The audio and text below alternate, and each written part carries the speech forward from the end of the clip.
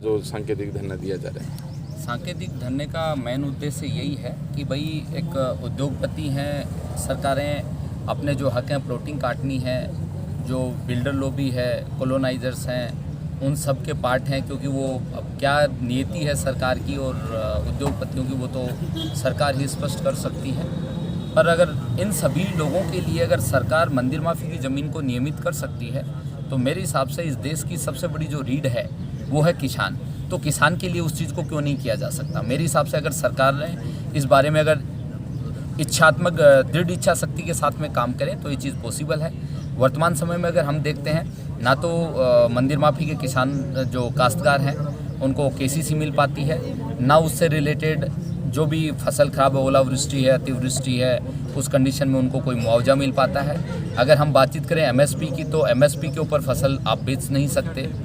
इसके अलावा अगर हम बातचीत करें तो अन्य कोई भी सुख सुविधा जो कृषि से संबंधित है, जैसे प्रधानमंत्री किसान सम्मान निधि का जो भी पैसा है 6,000 रुपये सालाना, वो भी किसान परिवारों को नहीं मिल पाता है। जबकि प्रैक्टिकलिटी में आप देखिए जो किसान परिवार मंदिर माफी की ज़मीन बोने के ऊपर मजबूर है तो आप उसकी स्थिति बहुत नॉर्मली आप समझ सकते हैं कि किस स्थिति से परिवार गुजरता है। उसमें भी अगर उसको सुख सुविधाएं नहीं मिलती, एक ओलावृष्टि है, ओलावृष्टि अतिवृष्टि है, तो सब कोई खेत देख के थोड़ी होती है साहब कौन सी तरीके की क्या स्थिति है। मैं मानता हूं कि सरकारों को इस बारे में ध्यान देना चाहिए। अगर सरकारें इस चीज़ को रेगुलराइज करती हैं, जैसे जो बाकी ज़मीन है वो 99 साल के लिए लीज पे हैं राजस्थान सरकार के अंडर में, तो सरकार ये भी कर सकती है कि भाई मंदिर के अधीन रख के उसको 99 साल की लीज पे दे सकती है। तो किसान परिवार एमएसपी के ऊपर अपनी फसल भी बेच सकता है। कल को कोई भी अगर स्थिति खराब होती है जैसे ओलावृष्टि अतिवृष्टि, उसमें किसान को मुआवजा भी मिल सकता है। इसके बाद में अगर हम बात करें केसीसी तो केसीसी का भी लाभ मिल सकता है, या अन्य कोई भी समय समय अनुसार केंद्र और प्रदेश सरकार की जो भी योजनाएं आती हैं वो किसानों को मिल पाएँ, इसके कारण किसान मजबूत हो। इसी चीज़ को लेकर एक सांकेतिक धरना दिया गया है। अभी हम यहाँ से अभी जाके माननीय एसडीएम साहिबा और तहसीलदार जी इनको एक ज्ञापन देंगे। ये ज्ञापन आगे भी काफ़ी सारी जगह दिया जाएगा और इस बारे में हम सरकारों से निवेदन करते हैं कि किसानों की मांग उचित है, इसके ऊपर ध्यान दें। अगर सरकारें इस मामले में ध्यान नहीं देती हैं तो इसको एक बड़े आंदोलन के रूप में खड़ा किया जाएगा, क्योंकि अगर सरकार एक इंसान को अगर संविधान में हर एक इंसान को अगर बराबर माना गया है तो मैं ये समझता हूँ कि हर एक आदमी को उसके अनुसार फ़ायदा लेने का अधिकार है और हर एक इंसान को अपना जीवन सुगम करने का अधिकार है।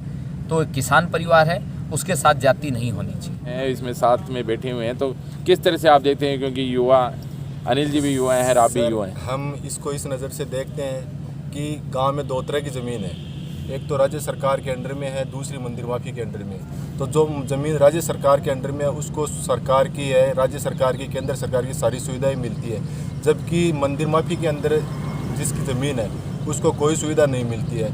और तो क्या पानी का कनेक्शन तक भी नहीं मिलता है, उसके अंदर फाइल भी नहीं जमा होती है।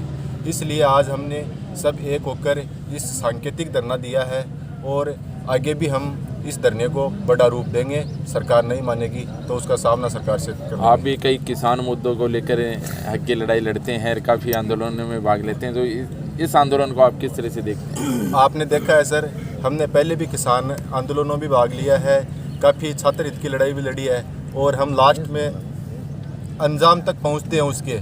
और आज ये धरना दिया है, उसको भी लास्ट में हम हमारी जीत करके ही सांस लेंगे। के मुद्दे में बढ़ चढ़ कर भाग लेते हैं, ये काफ़ी महत्वपूर्ण मुद्दा है क्योंकि ये मंदिर माफी की हक की लड़ाई है। तो आप किस तरह से इसे देखते हो इस पूरे मामले को? ये बिल्कुल इनका जायज़ है, क्योंकि इनको कोई मालिकाना हक नहीं है, कोई इनको गवर्नमेंट की तरफ से मंदिर माफी की ज़मीन में कोई भी फैसिलिटी नहीं मिल पाती है। कोई भी जैसे मतलब फसल ख़राब होगी तो ये कहीं कोई अप्लाई नहीं कर सकते। और दूसरा हो गया लाइट का कनेक्शन नहीं, पानी का कनेक्शन नहीं, मतलब इनको कोई उसका मालिक समझता ही नहीं कि ये इसके मालिक भी, जहाँ भी बैंक में जाते हैं तो केसीसी नहीं मिलता इनको। तो ये गवर्नमेंट का एक दोहरा नज़रिया रहता है कि जो उद्योग धंधे हैं उनके लिए इनकी ज़मीनों की कुछ छूट दी जाती है और किसान को इसका कुछ भी फ़ायदा नहीं मिलता है। तो इस दोहरे नज़रिए को आप किस तरह से देखते हैं? मैं किसान के साथ में इनको ये गवर्नमेंट का धोखा समझता हूँ इस चीज़ को जी, क्योंकि किसान है, ये अपना भारत देश हो, कृषि प्रधान देश है, तो किसान अगर किसान को अपने आगे नहीं बढ़ने देंगे तो फिर ये देश कैसे चलेगा। तो ये लड़ाई एक लंबी लड़ाई होने वाली है। बिल्कुल तो लंबी लड़ाई रहेगी और मैं इनके साथ में रहूँगा, मैं जैसा भी हूँ मेरा पूरा सहयोग रहेगा इनको, क्योंकि इनकी मांग जायज़ है। तो बताइए आपके पास कितने बीघा ज़मीन है ये? 27 में तो कोई मुआवजा वगैरह कभी आप डिमांड करते हो? क्योंकि किस तरह से देखते हो आप ये मंदिर माफी? 1997 के बाद में कुछ नहीं बना, कुछ नहीं मिला, तो आपको दुख होता होगा कि सरकार की ओर से अपन को कोई फ़ायदा नहीं मिलता कोई है। फायदा नहीं मिला, कोई एक कनेक्शन की फाइल भी नहीं जमा होती। आप रे- बस आगे रहने वाले क्या नाम है बाबू जी आपका? रामता नाम कितनी बीघा ज़मीन है आपके 50 पास? बीघा 50 बीघा ज़मीन है। तो पुरखों की ज़मीन होगी ये, हाँ मंदिर की है। मंदिर की है। और कब से खेती बाड़ी कर रहे हो आप? खेती तो हमारा तो परदादा मुर्गा ये करता है यहाँ तो देखो। अब सरकार से क्यों मिले है कि कोई मुआवजा वगैरह? कदे ओलावृष्टि हो जाए, कदे अतिवृष्टि हो जाए, ठीक नहीं जना मिला साहब, कुछ मिले और सरकारी सुविधा वगैरह ठीक नहीं मिला। नहीं? कदे बैंका में जाओ जना के बैंका में के बोले बैंका में दी कौन लोन ही कौन की मानो के बोले?